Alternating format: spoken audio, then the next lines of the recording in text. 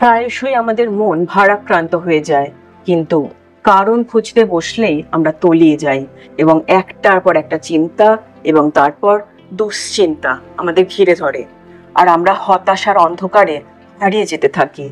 কোনো কিছুর মধ্যেই আশার আলো দেখতে পাই না।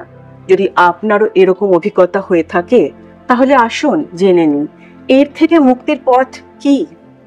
নেগেটিভ চিন্তা তো আসবেই, কিন্তু সেগুলোকে ট্যাকল আপ করবো কিভাবে? জীবনের উত্তাল ঢেউয়ের স্বপ্ন আর হতাশার মাঝে নেতিবাচকতার গহ্বরে দৃষ্টি হারানো সহজ, কিন্তু কঠিন কাজটি আমাদের করতে হবে। শ্রীরামকৃষ্ণ পরমহংসদেব 19 শতকের ভারতীয় অতীন্দ্রিয়বাদী নেতিবাচকতার ঝড়ো সমুদ্রের মধ্য দিয়ে আমাদের গাইড করার জন্য জ্ঞানের আলোকবর্তিকা প্রদান করে গেছেন। শ্রীরামকৃষ্ণ পরমহংসদেব তার গভীর সরলতার সাথে শিখিয়েছিলেন যে আমাদের সত্তার সারমর্ম ক্ষণস্থায়ী চিন্তার দ্বারা ক্ষতিগ্রস্ত হয় না।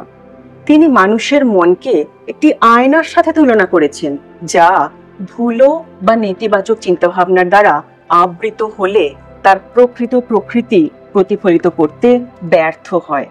তার শিক্ষাগুলি তার বাণী মাধ্যমে প্রদত্ত নিরবধি প্রাসঙ্গিকতার সাথে প্রতিধ্বনিত হয়, আমাদের ভিতরের আলোকে আচ্ছন্ন করে এমন অন্ধকার দূর করার জন্য আমাদের আহ্বান জানায়।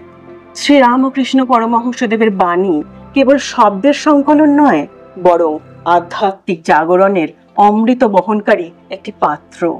তিনি আত্মবিশ্লেষণের মানে সেলফ অ্যানালিসিসের গুরুত্বের উপর জোর দিয়েছিলেন, ব্যক্তিদের অহং এবং বিভ্রমের স্তরগুলি দূর করতে উৎসাহিত করেন। অনেকটা পেঁয়াজের খোসা ছাড়ানোর মতো আমাদের প্রকৃত আত্মার মূলটি প্রকাশ করতে, যা বিশুদ্ধ এবং নির্মল। তিনি বলেছেন, ঈশ্বর উপলব্ধি হলেই মনের অন্ধকার দূর হয়ে যায়। এই গভীর বক্তব্যটি তার বিশ্বাসকে আচ্ছন্ন করে ঐশ্বরিকের ওপর মনোযোগ কেন্দ্রীভূত করার মাধ্যমে একজন নেতিবাচক চিন্তার তুচ্ছতাকে অতিক্রম করতে পারে। এটি আমাদের মনোযোগকে অস্থায়ী থেকে শাশ্বত, জাগতিক থেকে মহিমান্বিতের দিকে অগ্রসর করতে পারে। শ্রীরামকৃষ্ণ পরমহংসদেবের প্রজ্ঞা প্রয়োগ করতে একজনকে প্রথমে বিচার ছাড়াই নেতিবাচক চিন্তার উপস্থিতি স্বীকার করতে হবে। তাদের নিছক প্রতিফলন হিসাবে চিনুন, তারপরে সক্রিয়ভাবে ইতিবাচক নিশ্চিতকরণ এবং গঠনমূলক কর্মের দিকে আপনার ফোকাস পুনর্নির্দেশ করতে বেছে নিন। ধ্যান, নিঃস্বার্থ সেবা এবং অনুপ্রেরণামূলক পাঠ্য অধ্যয়নের মতো মননশীলতা এবং সহানুভূতি তৈরি করে এমন অনুশীলন জড়িত হন। শ্রীরামকৃষ্ণ পরমহংসদেবের শিক্ষা আমাদের মনে করিয়ে দেয় যে নেতিবাচকতাকে জয় করার শক্তি আমাদের ভিতরেই নিহিত। তাঁর বাণীকে আলিঙ্গন করে আমরা আমাদের মনের অভ্যন্তরীণ কাজগুলিকে নেভিগেট করতে শিখি এবং আমাদের চিন্তাগুলিকে ইতিবাচকতার তীরে নিয়ে যেতে শিখি।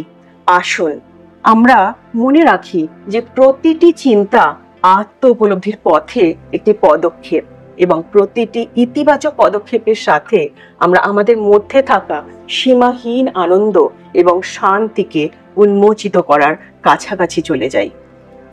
শ্রীরামকৃষ্ণ পরমহংসদেবের জ্ঞানকে আলিঙ্গন করুন এবং ইতিবাচকতার আলো আপনার পথকে আলোকিত করুক। এই আশা নিয়েই আজকের ভিডিও শেষ করছি। আবার দেখা হবে। ভালো থাকবেন। নমস্কার।